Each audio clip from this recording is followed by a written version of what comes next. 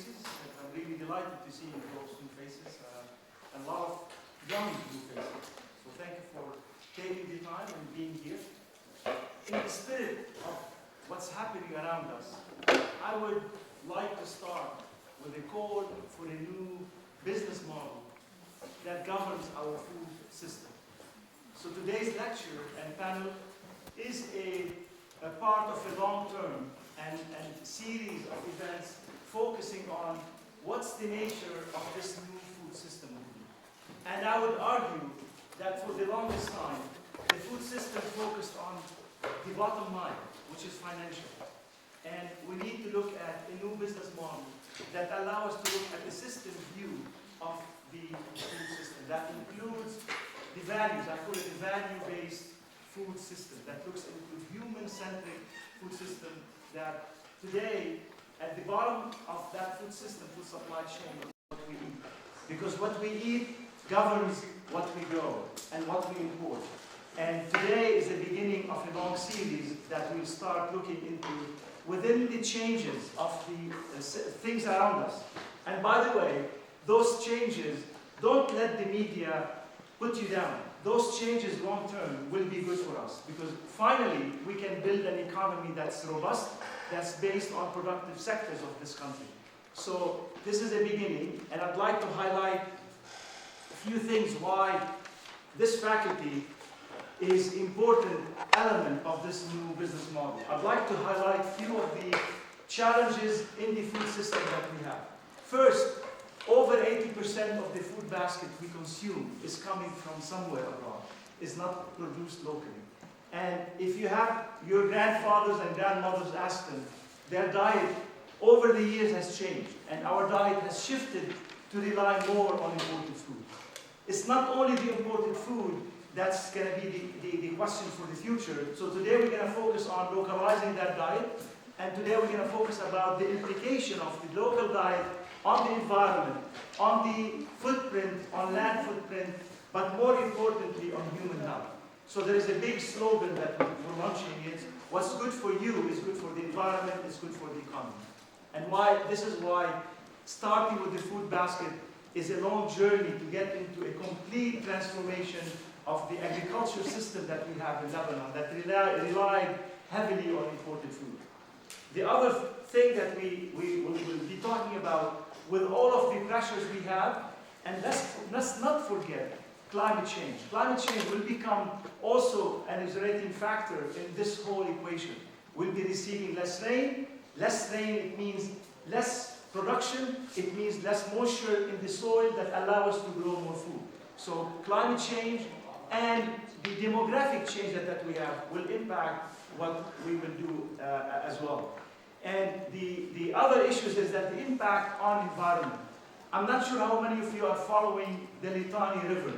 Litani River is one of the most polluted river streams on this earth, one of the most. And I'm sad to really tell you that a lot of it is agriculture-based. A lot of the pesticides we dump into the land, a lot of the fertilizer, a lot of the misuse of chemicals on farm find their ways into the Litani River. So this is a responsibility we have in looking at this new food system that's not only friendly for us, but friendly for the environment. A lot of things that we're doing at this faculty that are aligned with the entire supply chain, from the production to ecosystem land management, all the way down to food nutrition processing. Delighted to be here. Today is one of those many elements of this entire supply chain of the food system that we're talking about. And again, it all starts with the food basket. We've got some of the world experts in this area that has extensive experience that we're going to learn together today about how do we change that habit, how do we change and transform not only which is good for us, but also good for the environment and good for the earth as a globe. And at the end of the day, it's good for the farmers, it's good for the local communities, and allow us to really rebuild that agriculture and food system that is local and that's built on a national economic plan. I'd like to introduce Dr. Denise Jim'a, who will be moderating the session and who will be also introducing the speaker. Thank you so much.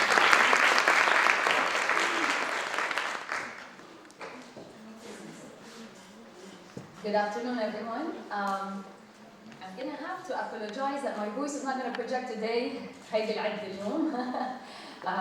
I'm going to be using the panel. It's always great to be following the dean, but I also want to extend my warmest welcome for all of you coming during these times, really hard times for Lebanon. So thank you. Today's panel discussion's title is Dietary Recommendations to Enhance Resilience of Communities in Times of Crisis, Lebanon's Uprising 2019. Today marks the 2 months for the start of the Lebanese uprising, or what many would like to call the Lebanese Revolution, Thawra. On October 17, 2019, thousands of protesters made it to the streets of Beirut, protesting the government's failure to find solutions for deteriorating economic conditions and a looming financial crisis in the country. These protests turned into a nationwide, non-sectarian movement where people found unity in their misery and in the lack of basic rights and amenities. They were chanting together, loudly and clearly, many of their needs and demands. And on the top of that list was their inability to find their food basket for their families. Unemployment, poverty, and food insecurity were amongst the main drivers for thousands of Lebanese protesters to call out for radical changes and to overthrow the government. We all know that food insecurity has been argued to not only be a consequence, but also to be a driver for many of those protests and conflicts in low-middle-income countries, including our region, the MENA region. In fact, the Arab uprising that spanned over several MENA countries since 2011 was argued to be a vivid example of how food insecurity have contributed to the initiation of these protests, which unfortunately turned into protracted conflicts leading to forced migration and massive displacement of refugees into Lebanon and other neighboring countries of Syria, including Jordan and Turkey. Of course, there are many drivers and determinants of food insecurity in the MENA region that are beyond today's panel discussion, but we do have to shed the light on the social and health inequities that we face in our country and in the region, as well as the economic and political instabilities that have led to a new version of the Arab uprising with the Lebanese Revolution at its forefront. You're going to ask me, Lamis, why are we here? What is our role as academic institutions within the Lebanese uprising? What should we all do as a larger community to move things forward? I believe that academic institutions are uniquely positioned to be the catalyst for change. Our mission at AUB is first and foremost to ensure freedom of thought and expression, while seeking to foster tolerance and respect for diversity and dialogue. In fact, our AUB mission is to provide excellence in education and to advance the knowledge through research that will not just benefit the Lebanese population, but the Middle East and beyond. Our noble cause, which we all strive to do, is to teach and equip our student body with the knowledge and skills that allow them to be the agents of change. And they truly are the core of the Lebanese Thawra. In addition, as academic institutions, we have a pivotal role and responsibility to collaborate and work closely with our academic and research partners, as well as UN, non-governmental and governmental entities, in order to bring forward the change that the Lebanese aspire today more than ever. This change that should be based on sound and scientific evidence, but also should be based on the basic principles of democracy, good governance, transparency, and foremost, accountability. Our panel discussion today is part of that mission and vision. Our research and practice at FAFS is also another testimony of the role that we see in building a more prosperous and sustainable future in Lebanon and the region as a whole, as Dean Mahtar also eloquently said. And in response to the current crisis, FAFS has taken the initiative to gather an excellent panel of experts from different sectors and disciplines, and from academia and other UN and non-governmental organizations, tackling what should we do today in these times of crisis. In particular, this panel discussion will shed the light on the impact of the current crisis on the food and nutrition security of the country. We'll draw on similar experiences we've had in Lebanon. Unfortunately, we've had quite a lot. And we'll disclose some practical tips and guidelines on how and what to eat in times of crisis to achieve a healthy and resilient food plan. I would like to first start by introducing our speaker, Dr. Farah Najah. It's always a pleasure to introduce you. She's an associate professor in nutrition epidemiology at the Department of Nutrition and Food Sciences. She graduated from FAFS with a BS and MS in nutrition, and then went and earned her PhD from the University of Toronto, Canada. Since returning to AUB in 2008, Dr. Najah has worked extensively on characterizing the traditional Lebanese diet and was able to provide the evidence that this diet is not just healthy for us, but also healthy for the environment and sustainable. Due to Dr. Najah's research and findings, the traditional Lebanese diet was the first diet from the MENA to be presented as a variant of the healthy Mediterranean diet. And with that, I would like to welcome Dr. Najah.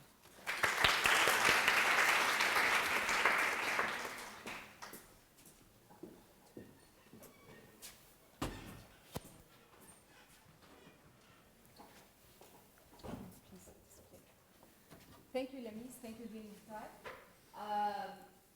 Thank you all for coming. Thank you for the wonderful turnout.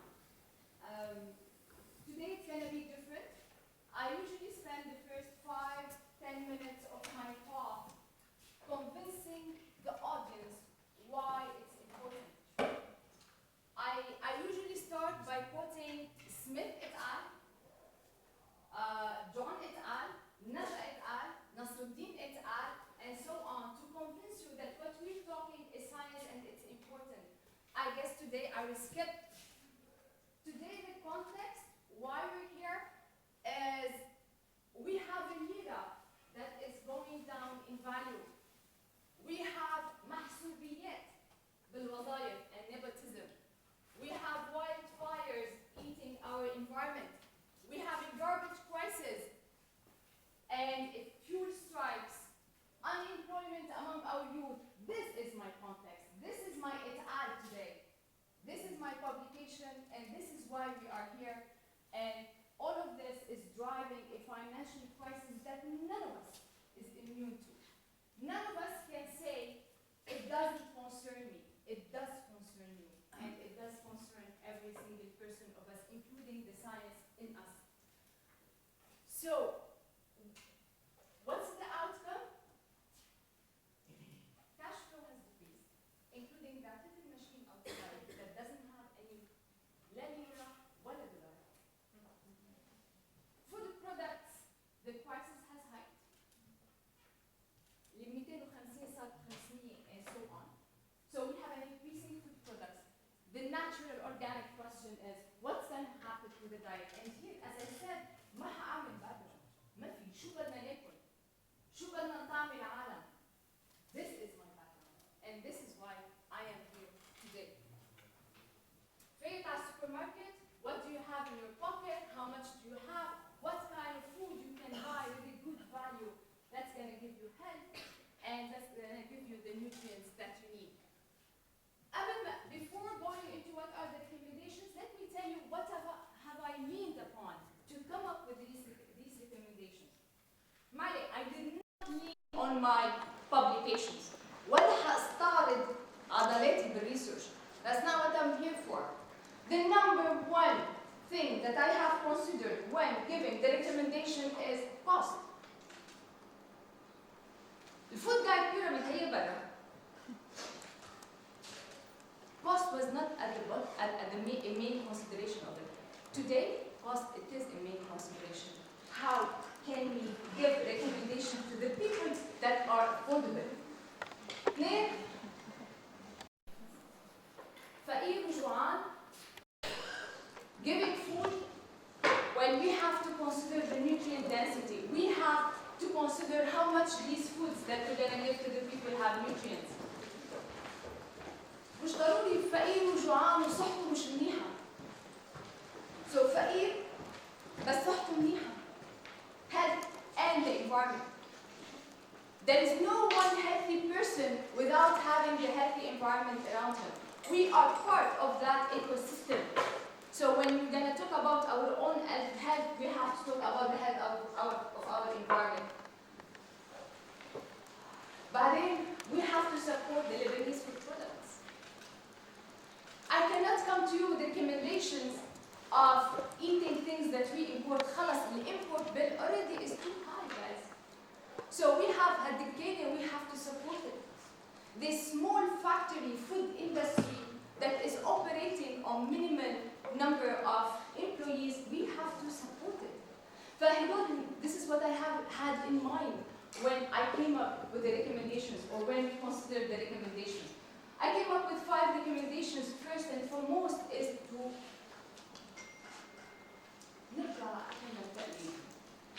eat the traditional Lebanese diet. Eat local food products.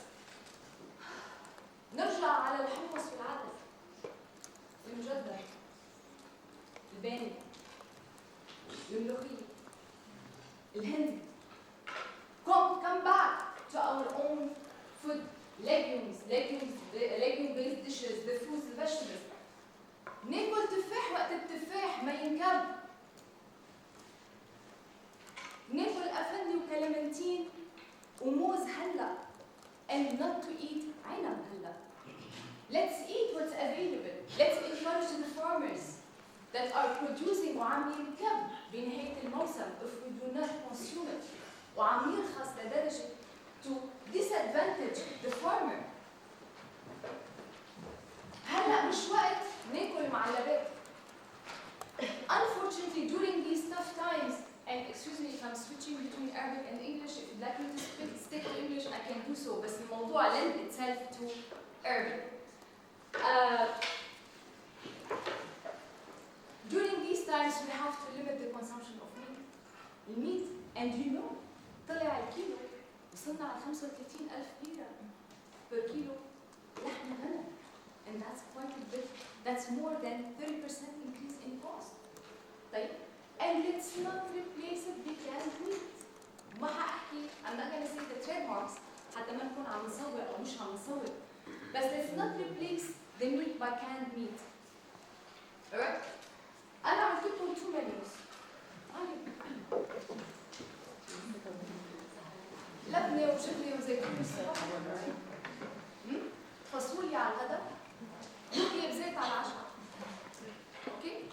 او فينا ناخذ كرواسون الصبح ساندويتش شاورما وفينا ناخذ نودلز بالليل. alright؟ هاي 2 menus. اللبناني والهيلثي حقه 10,000. الانهيلثي 14,000. طيب؟ اللبناني بقلبه كومبلكس كربوهيدرات اكثر. بقلبه بروتين اكثر. بقلبه فات اقل. Does this make any better for you guys? طيب vitamins كالسيوم اعلى، C اعلى، A اعلى، folate اعلى، K اعلى. So the healthy has more vitamins in it, more thiamine, zinc, and fiber. It's a supplement almost. An unhealthy diet has more saturated fat in it. Right? So, in a summary, it's a cheaper, better nutrient density, and has a better variety. And here, I have a need to parade my research. القصة على بيت شوي صغيرة. اسمعوا. Mom, it's not allowed me.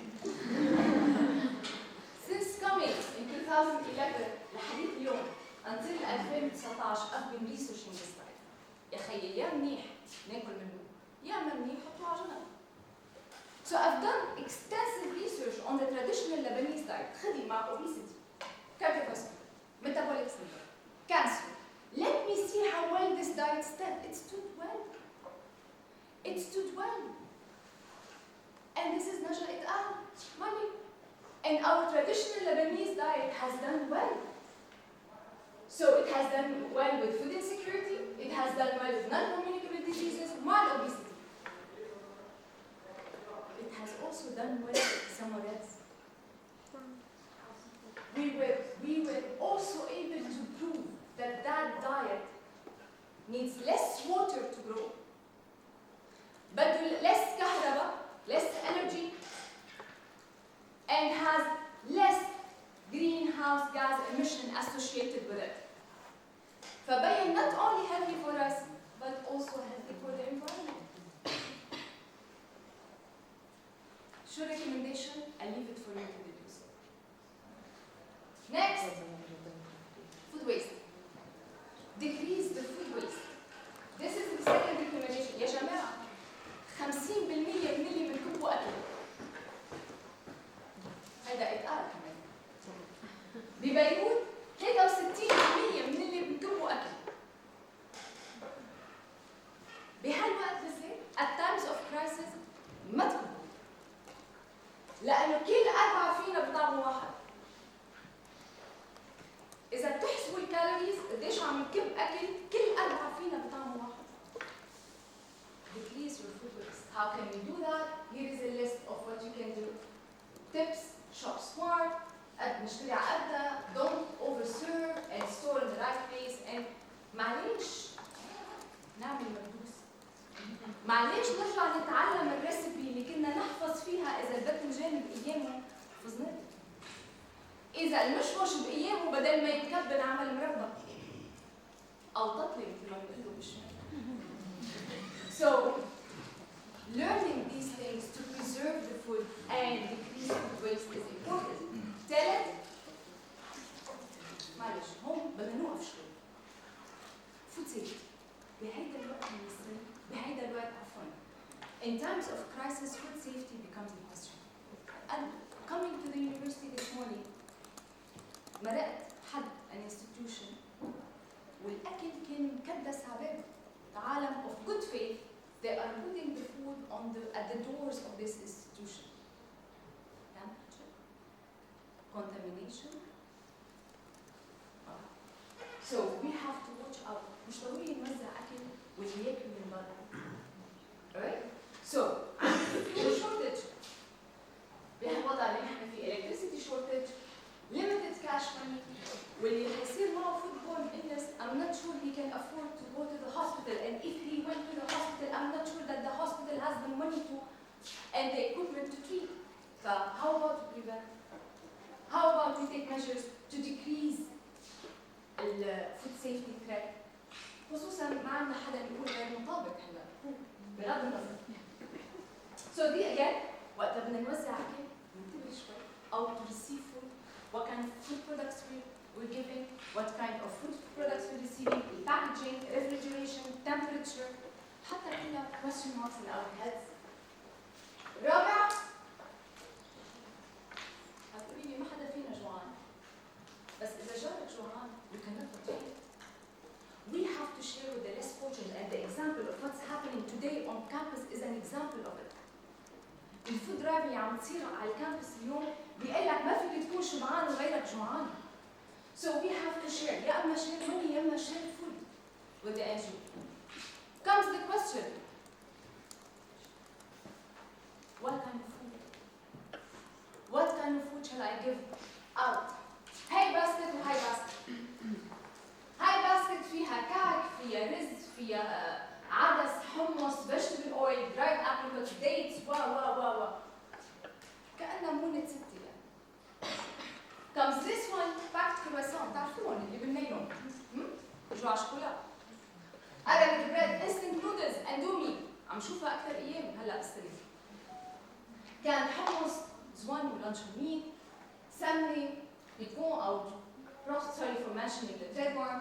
كان juices, sugar, salt. هون عندي sugar وsalt، ما فينا بنوزع sugar وsalt. ماجي، كان mushroom، كان green peas، كان pork. بدكم نقارنهم؟ Let's compare them. الهيلثي فود باسكت أرخص. الأنهيلثي في حقها 63,000. 63,000. The healthy is 52,000. The healthy has more calories. طيب؟ So أرخص بس كالوريز أكثر. عظيم. So عم شبع ناس أكثر. بروتين أكثر. الهيلثي فود باسكت. وهون كمان حنفرجي شوي the nutrient contents. In most of them, in all of them, fiber, iron, E, thiamine, zinc أكثر وأرخص. More calories. The long chain fatty acids أكثر كثير in the healthy food basket, the folate, the vitamin D, and all of this analysis have happened in our labs to come up with these comparisons. بينما when it comes to saturated fat اللي هو we believe that this is a detrimental to the health, the unhealthy has more.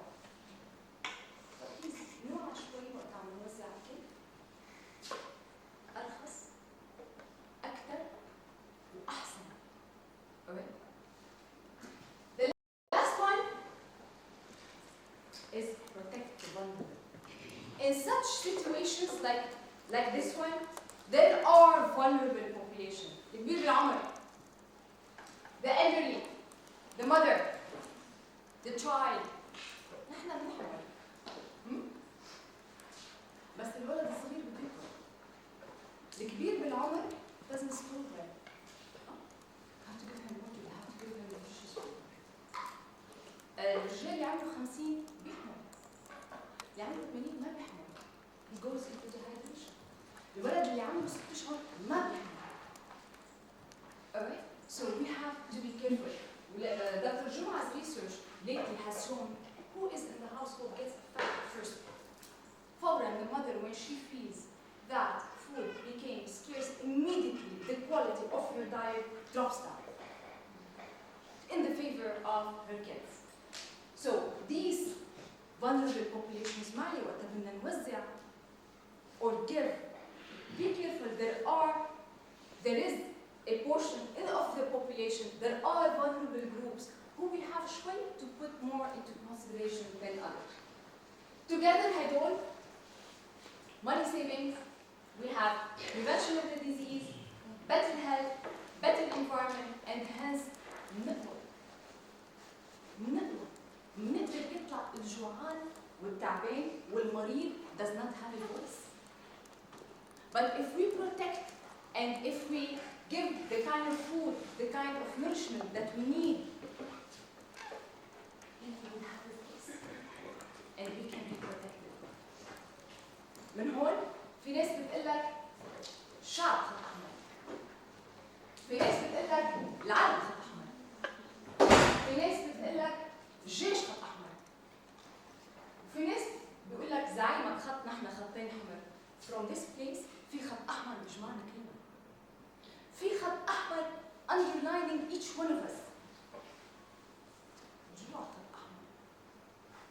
الأمن الغذائي خط أحمر.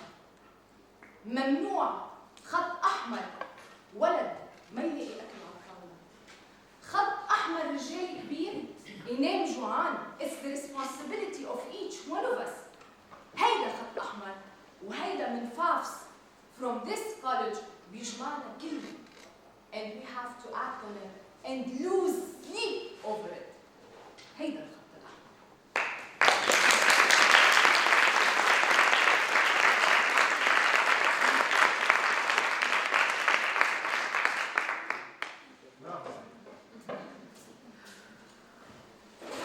Thank you, Farah. Thank you. فشيتينا خلقنا بالعربي.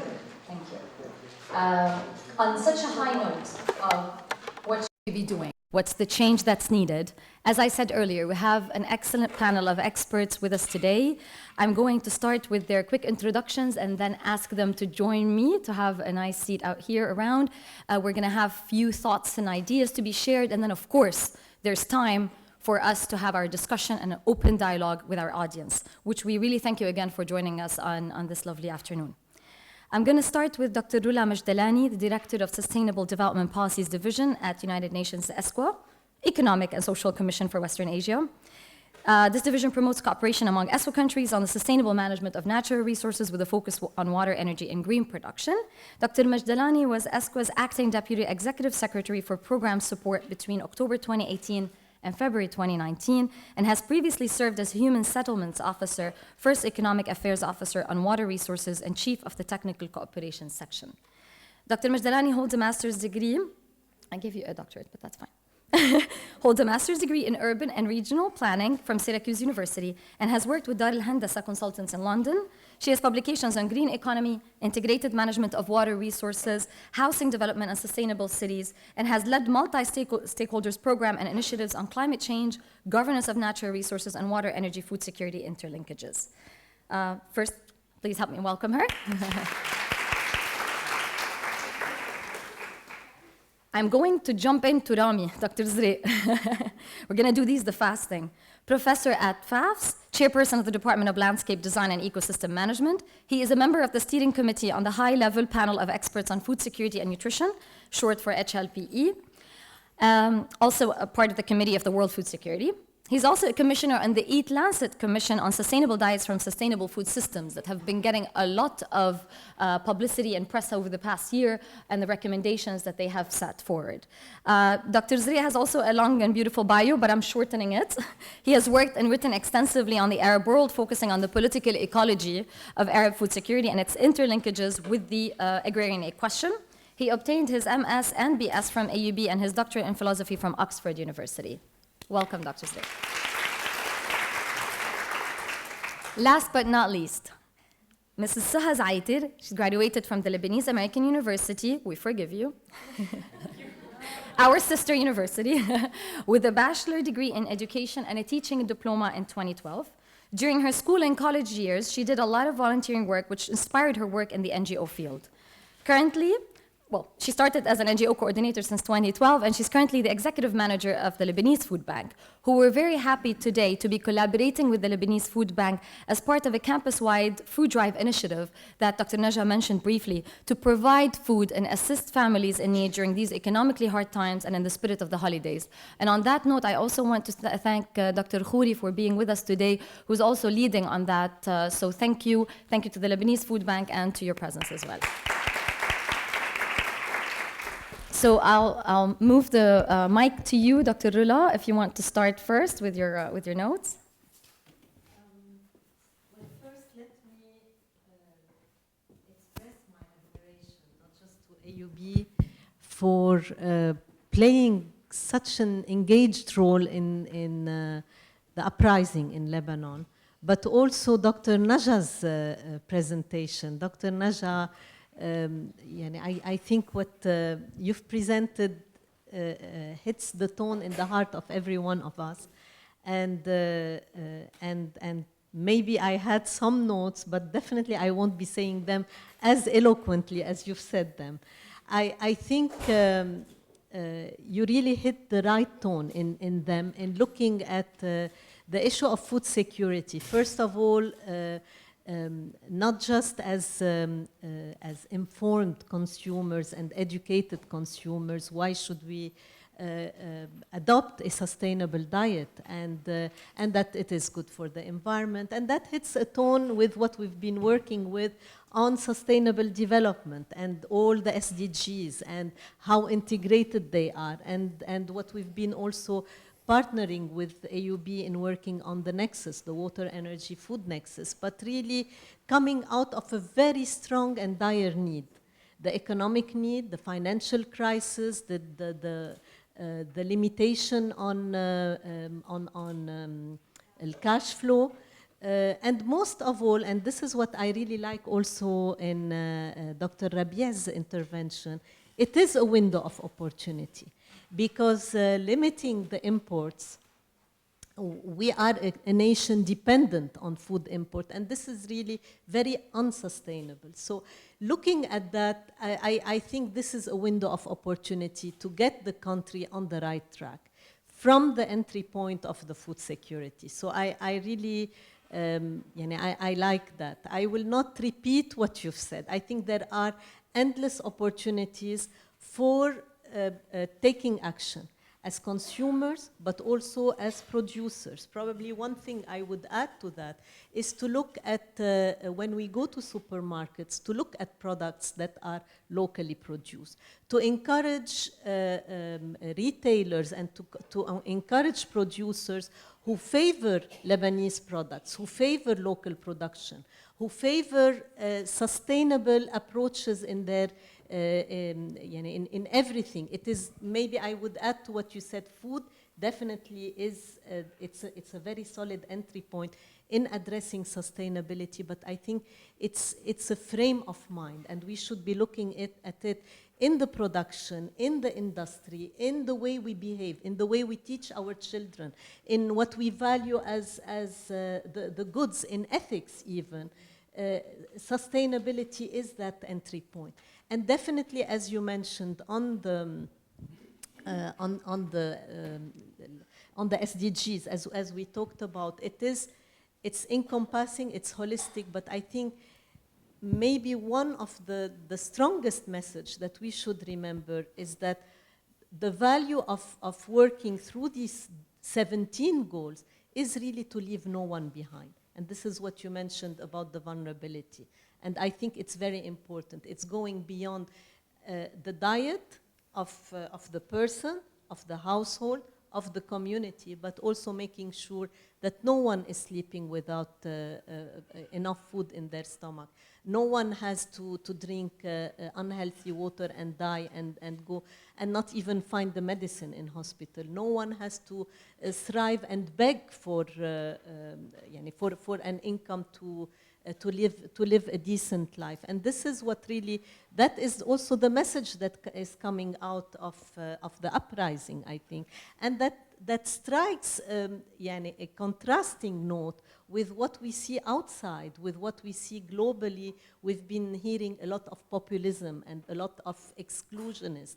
And we come to a place like Lebanon that really, that we have suffered the war and the sectarian strife and the sectarian division. And all of a sudden we find that people are reaching out to each other. And I think this is really beautiful. And it really teaches the world about what it is like to go against populism and populist culture that we've seen for the past, I don't know, almost 10 years now. So I really commend you for that presentation. I commend the colleagues in FAFS, and I commend really AUB for being very courageous to take an action like you've been taking. Thank you.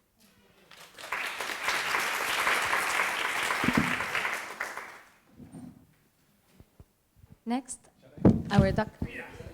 That's a great catch. Dr. Well, thank you very much. Farah, I shan't add to what Rola just said about the inspirational qualities of your talk.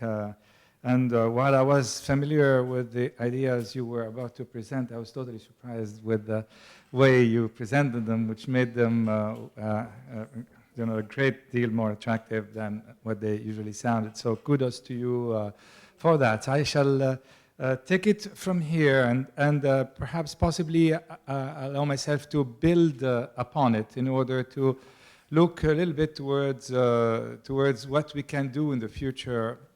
And I'll end that by calling upon you all to join in an activity that AUB would, I would encourage. I haven't discussed this with my dean yet, but I'm still putting it forward.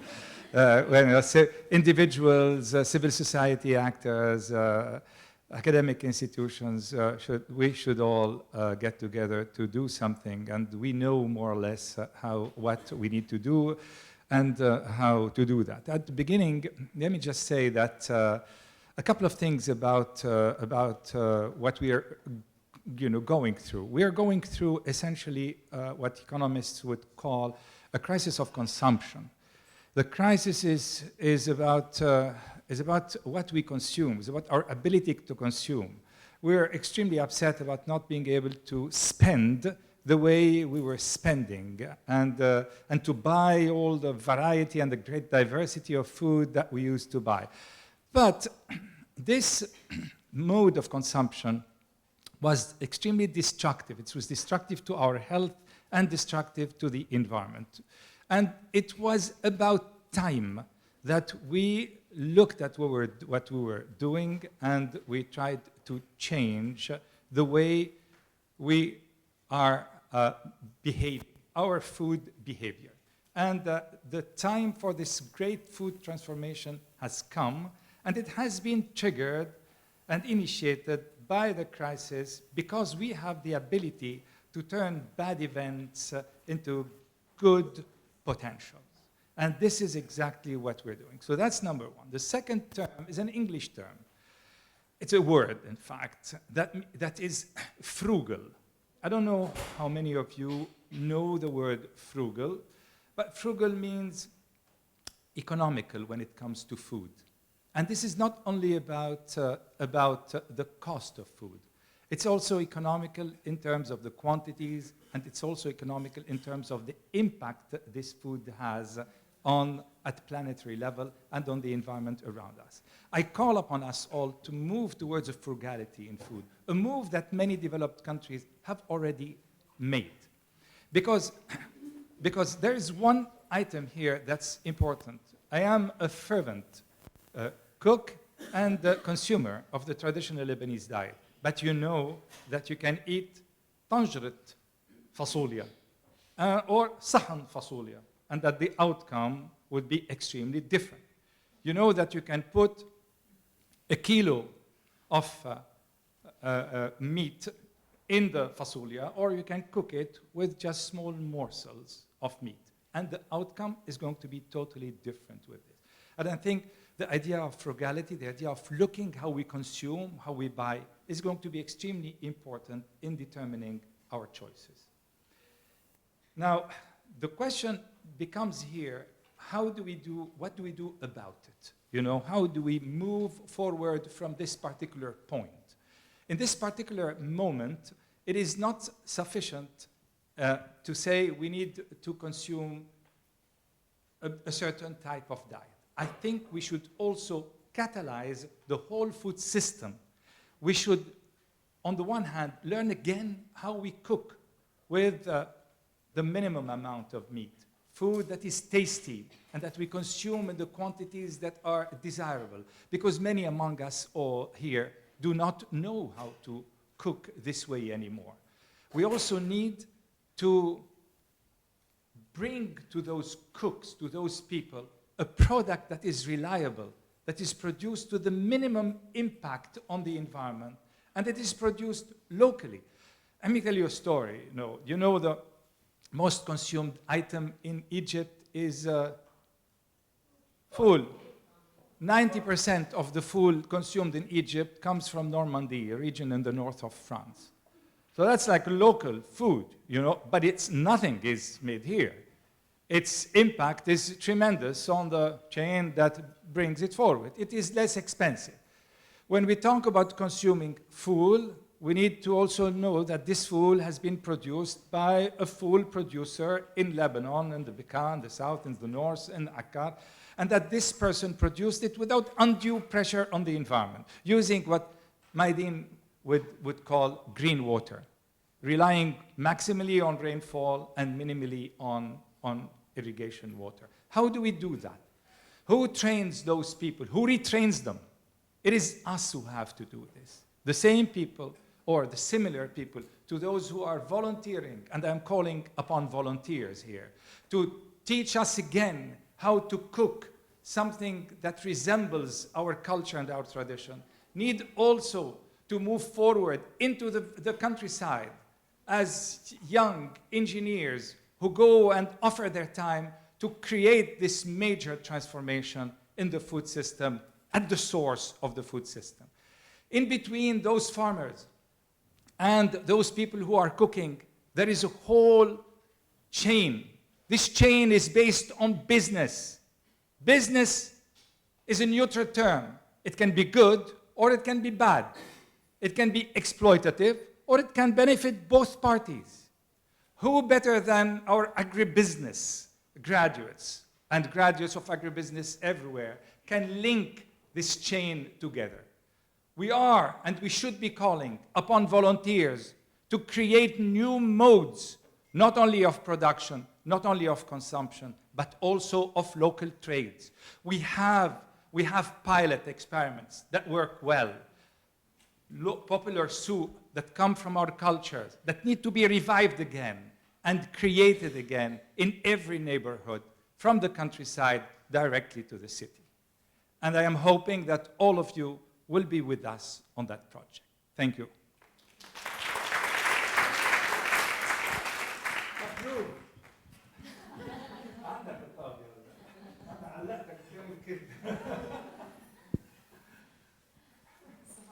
Okay. First of all, I would like to thank you, everyone, for coming today and inviting us. On. Yes. وصوت عالي. Okay. I'm going to talk a little bit about Lebanese Food Bank. What do we do? And how people in need can benefit from Lebanese Food Bank. First of all, based on your presentation, I'm now عندي مسؤولية أكبر يعني. إن شاء الله. إن شاء الله. First, the Lebanese Food Bank, it's not a Lebanese idea, it's an international one. We started in 2012 working on the ground, collecting all the excess food. نحن في عنا الطابع اللبناني، الكرم اللبناني اللي دايما نشهد فيه. So this excess food usually it was wasted. So as Lebanese Food Bank, we used to, our project is to eliminate hunger and food waste in Lebanon. So our main target was to focus on hotels, restaurants, catering lines that have this excess food. We pack this food and we deliver it to needy families. How we do that? First of all, we sign a protocol for with the donor, just حتى ما يقلنا إنه بلكي حدا تسمم. So our responsibility, the minute we are in the kitchen, we are responsible of the food. And our team that collect the food has certificates for food safety from Boyker. So we know what to take, what not to take, what we have to be far away. We collect this food and we deliver it directly to NGOs that we collaborate with in refrigerated trucks. So these NGOs that we collaborate with have also specification that we recommend. For example, when we deliver cooked food, we need to have refrigerators and generators, so we make sure كهرباء فيه. So we make sure everything is there for the food still in good condition to be delivered to the needy families. The second project that we were working on and we are still working on now, and now it's the most important project, is the food boxes that we deliver to needy families through the NGOs. I just want to mention that why we work with NGOs, not with needy families directly. Because in Lebanon we have 12,000 NGO, if you don't know. We have 12,000 in this small country. And some of them are active, some of them are not active, but we deal with 75 of them. Why? Because these 75 are working on the ground, picking the families that are really in need, knowing what are their needs in كان أكل, شرب, دواء, أجار, تعليم. So they know exactly what are the needs of these families. So we deliver the food, we deliver the food boxes, we deliver fruits and vegetables, anything that is donated by any donor to these families. So the food boxes that we are distributing, first of all, these are the same products that we put in the food boxes that you mentioned in the presentation. These are the same product, and في فرق 2000 ليرة، نحن 50,000 البوكس عم نعملها. So the same exactly products. Sometimes we add, upon the request of the donor, to add chocolate for the kids. I know ونحن we put حلاوة because it's حلاوة it's not good. لا okay. بس usually they ask for لأنه الولد كمان بده سكر كمان حتى يكفي. So we buy these products from Lebanese. These are 100% Lebanese products. We pack them كمان the box. We buy it from Lebanese companies and لحتى العجلة الاقتصادية كمان تبرم. And we deliver them to Lebanese needy families لأنه هلا our main target is the Lebanese people and main and the يعني الأول والأخير اللبناني هلا. This is our first project. The second project كمان you mentioned it is about food, about cooking يعني the Lebanese food. I want to show you a small video about the cooking project that we are working on, and after the video I'm gonna mention يعني comment on it. Can we put it please? Yeah, of course. How do we okay.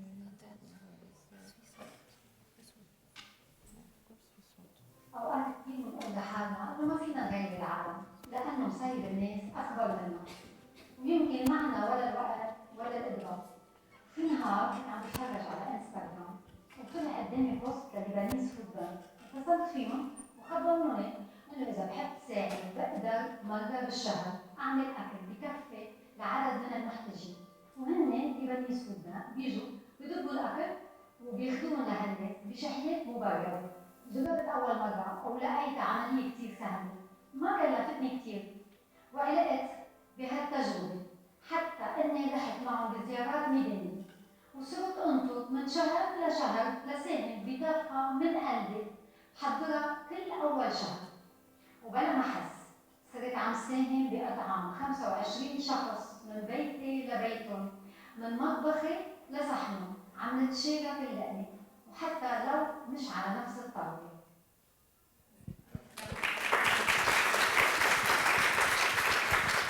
So just I want to mention that now we have almost 100 ladies that are working on this project. Each lady is cooking for minimum 15 people. This food is collected by the Lebanese Food Bank team and redistributed to needy families in their houses, in their kitchen, eating it fresh. أكل البيت لأنه they are missing this food. We're trying our best all over Lebanon. Hopefully no one will sleep hungry again. So that's it.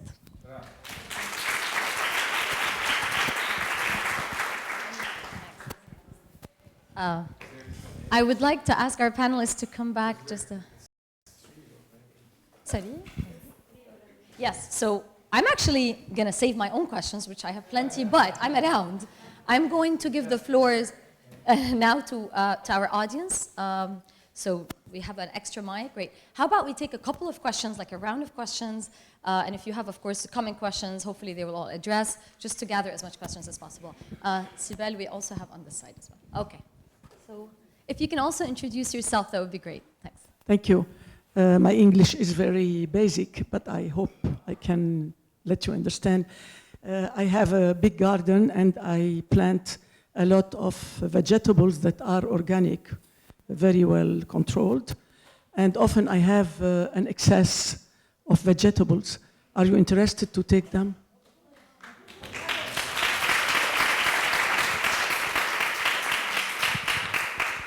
You prefer me to cook them, or you can take them? We have another project that we distribute food and fresh food and fruits and vegetables. We redistribute also fruits and vegetables from wholesalers. These fruits and vegetables goes directly to either the NGOs use them to feed elderly people or children, or we deliver them to NGOs to redistribute them to families in need. So we can use It's a long process for vegetables. I think for vegetables it's better to go direct to the directly, but to the this people process will take who could profit from them. يعني it will be collected from your house or from your garden directly to the NGO. يعني Okay. it won't take And that. what should be the quantities to interest you? Any quantity can help any family. Okay, thank you.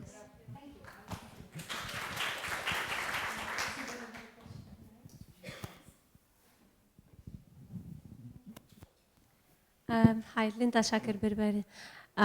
Thank you so much for the presentations and for the really heartwarming initiative.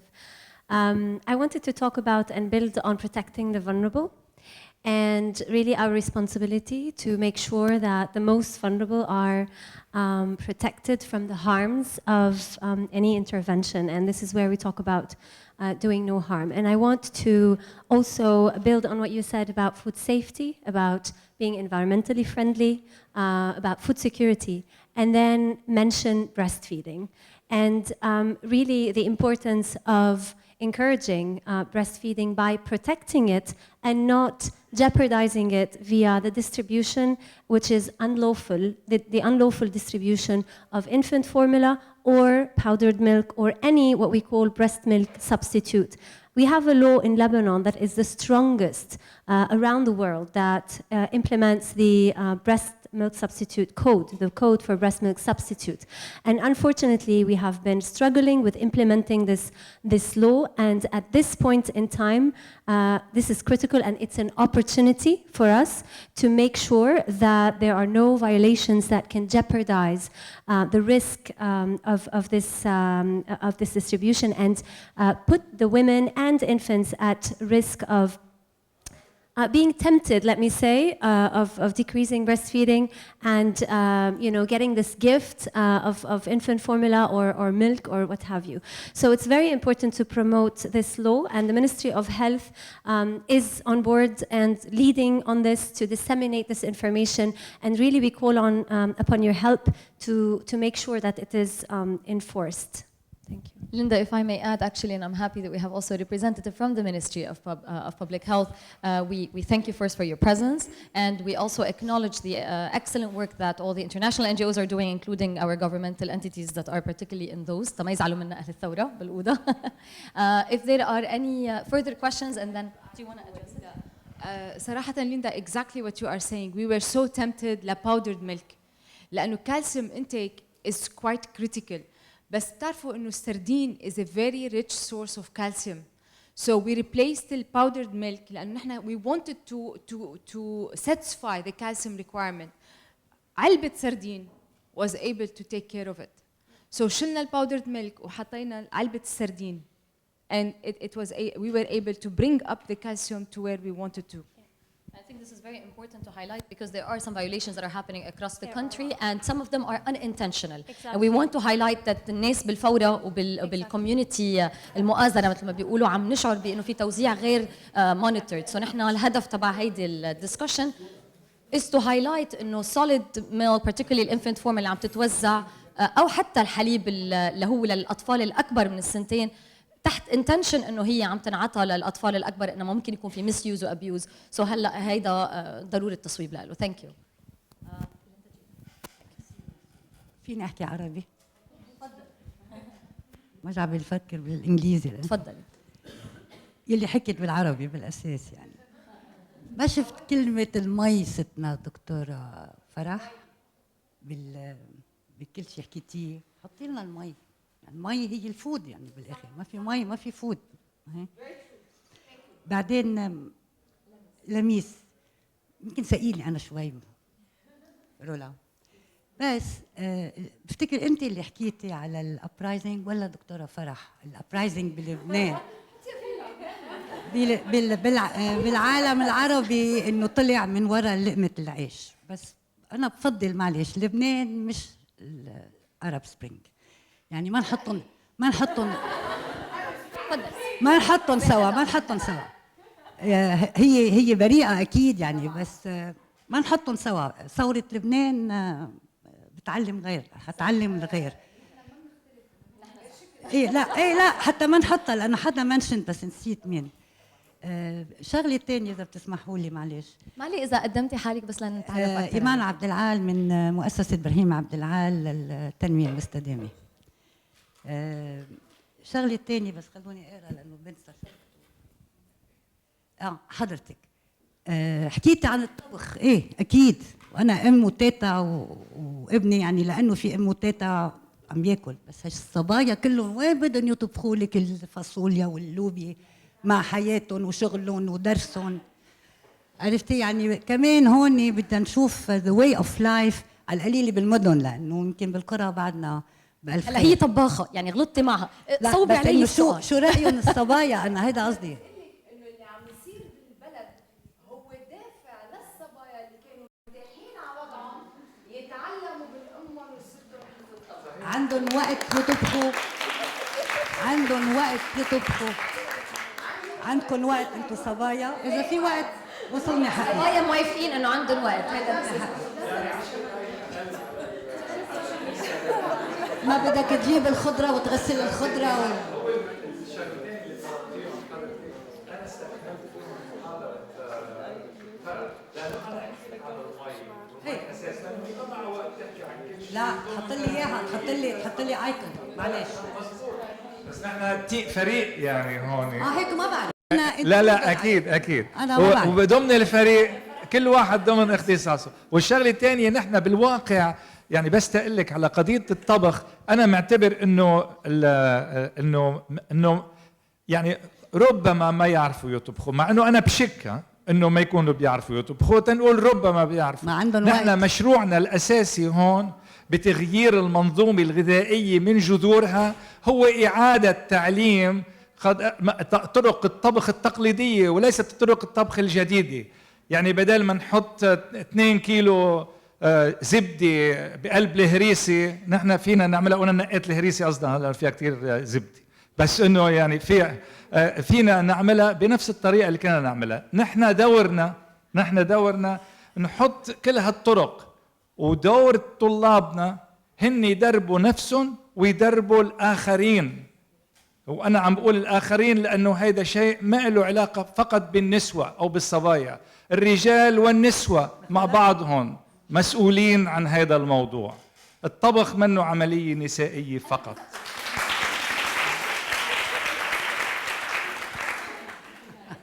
بس بعد عندي شغلة إذا بتسمعني. أنا هلا العميد مش هون، بس وصلوا له خبر إنه الليطاني ملوث بس مش on the earth. معلش، يعني هو قال خلي الليطاني رح ننظفهم الله راد، بس منه على الكرة الأرضية أوسخ نهر رولا، ما هيك؟ لا كلمات مهمة ننتبه على الكلام. معلش ما في هيك، لا الليطاني حبيبنا والليطاني حننطفه. in the earth يعني انه نحن يعني الراين ونظفوه دكتور، الراين ونظفوه. بدي بعتذر بس هلا في بعد في سؤال عندي واضح. شغله للفول. حضرتك قلت انه الفول اكله شعبيه بمصر وعم يجيبوها من برا. عرفت من الدين كمان انه الحمص اللبناني اللي هو كله غذاء، واللي فيه مثل بلبنان بيقول ما عندك ضاني اللي هي اللحمه روح عند الحمصاني. بس نحن عم نستورد 90% من التشيك بيس تبعولنا حسب الدين. شبابك وقت بدهم يعملوا فالنتير يرجع يروحوا كمان ويبلشوا للسيد الأصلية اللبنانية، ونتعلم نحن كمان الشعب اللي قاعد بجنوب أو بعكار التراديشنال نوليدج. مش بس نحن عنا نوليدج، هن عندهم كثير يعطونا.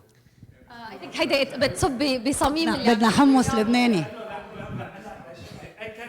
وبدي يتوافق معك. شو هو؟ لا مع حق الست إيمان 100% صائبة اللي عم بتقوله. أنا هلا عم فتش على 10 كيلو حمص بدار مش عم بلاقي، مقطوع يعني. وأنا بزرع عشان أنا مزارع وبزرع كلهم. لا أنت بتزرع أنا مزرع. اليوم الجهة المسؤولة عن البدار بلبنان هي جهة متعلقة بالدولة، مركز البحوث الزراعية. بياخد هو البدار من إيكاردا وهن بيعملوا بيوزعوه على المزارعين. في كمان طبعا تجار بيشتروا، بس اللي هي عم بتقولوا انه البذرة الأصلية اللبنانية اختفت من السوق.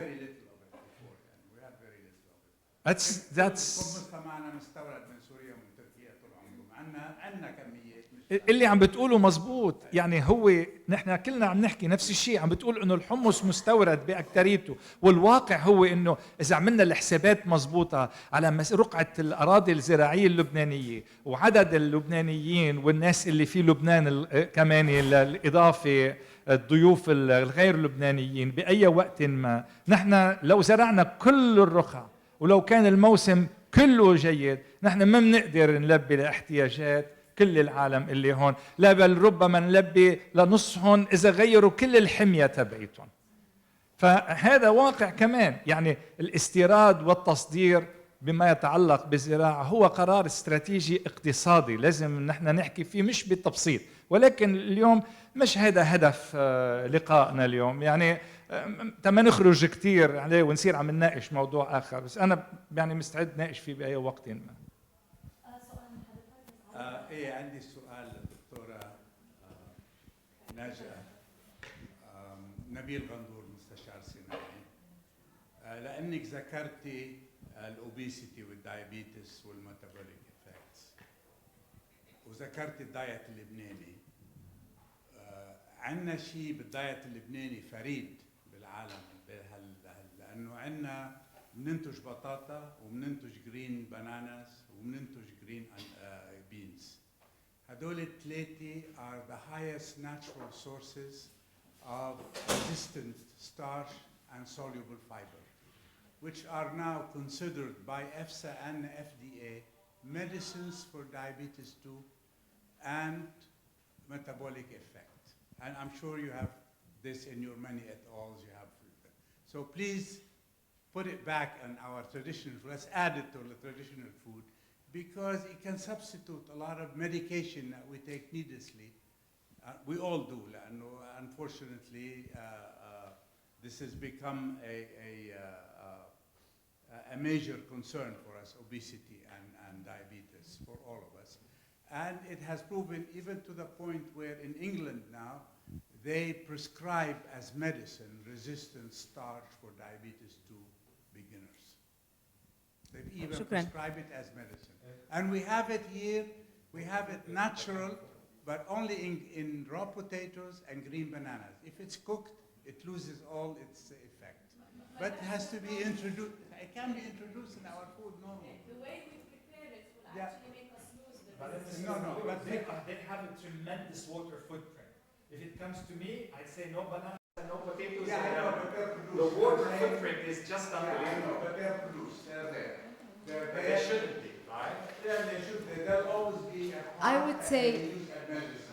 would say, نحن, at least my research, shies away from the one magic bullet. هي لهي البطاطا ولهي الموزة ولهي الفاصوليا. It's the pattern. It's the whole dietary pattern. It's the whole Lebanese diet. أنا عم ببعد كل البعد إني صوب على one nutrient. ولا بدي أعطيه pill. I don't know how that nutrient is interacting within منظومة الدايت تبعنا ليعطي هالإفكت البوزيتيف اللي عم شوفه أنا in my research. So I would say it's the whole diet and I would shy away. مع إنه ممكن في the research that you have mentioned, I'm sure it's credible. بس أنا بدي أطلع منه. It's not a one-man show. It's a whole diet that we are advocating for. حتى ما أقول لك social culture, عم أقول لك a whole diet. Thank you. I was wondering if there are any other questions. Okay, Samiha, we're going to pass the... Samiha is one of our students, so we're always excited when our students are asking. هلا انا مش كويشن بس بدي رد على المدام اللي حكت بس بدي اقول لك انه ما فينا نحط الحجه بالوقت كرمال ما نظبط نظامنا الغذائي. انا عايشه لحالي بالدورم، اذا ما جبت اكل من البيت بطبخ انا اوقات بعمل اكل وبتاخذ معي يعني نفس الوقت بما انطر الدليفري ليجيب لي اكل او انا اطلع على المطعم ارجع اطلبهم وارجع اكلهم. Thank you. I have a question for you, Rula. I want to entertain you. Just to wrap up this, Dr. Majdal, I have a quick question for you. And this is actually, it's itching عندي يا رامي. لا, but really because you do an excellent work as well. But I was wondering if currently you're involved or you have a strategy from the lessons learned, from the success stories that you've been through with Lebanon and the previous crisis, including the Syrian crisis. What are the strategies that ESWA is working on with the government, particularly with the MOSA?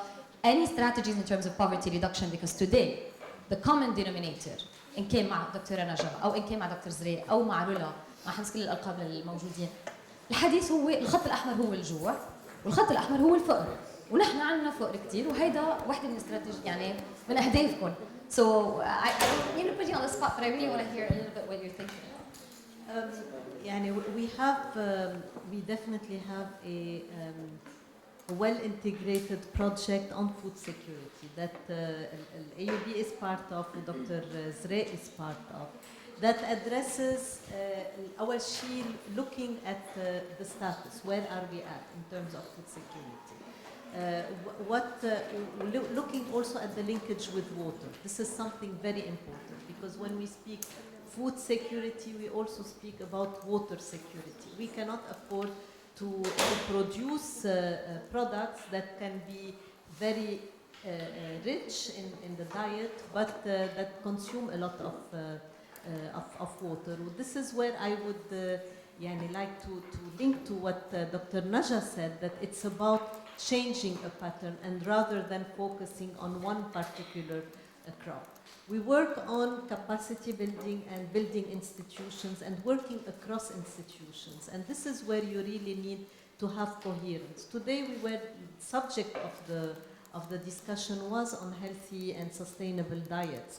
But you really also need to look at, if we want to look at diet as an entry point to building a better, more resilient economy, we have to look at also the productivity of the agriculture sector. We are dealing with a sector that has low productivity.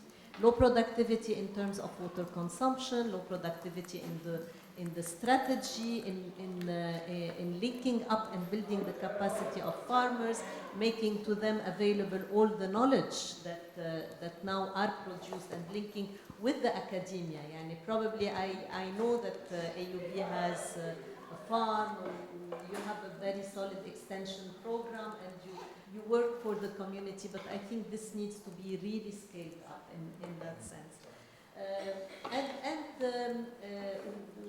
I think that the indicators and the knowledge, we need it. Yani, I know it's maybe at the time of crisis, one might say we want to have action on the ground, but action needs to be informed with good knowledge, with the monitoring framework that we have been doing with Dr. Zre has been the leader really on having that monitoring framework for food security. What are the indicators you bring in, and how do you assess them, and how do you maintain this to link it to better policy making? So this is what we do in ESCO in that sense. Thank you, Rila. I know in the interest of time, we are not going to be able to take any questions, but we might stay here for a couple of minutes.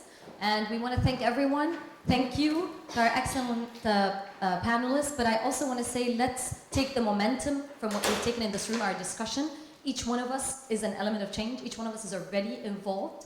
And we just want to keep that. What joined us together might have been the hardship, but what can also make us, successful down the line is that partnership. And we were trying to show an example of how partnership could be across disciplines, across sectors. There is no one solution. There's no one food item, as Dr. Najah said. There's no one way to look at food security. It's not just food. It's not just water. It's the economics. It's the production. It's also the consumption patterns, how we change cultural beliefs and attitudes. Thank you, everyone. Thanks to you all.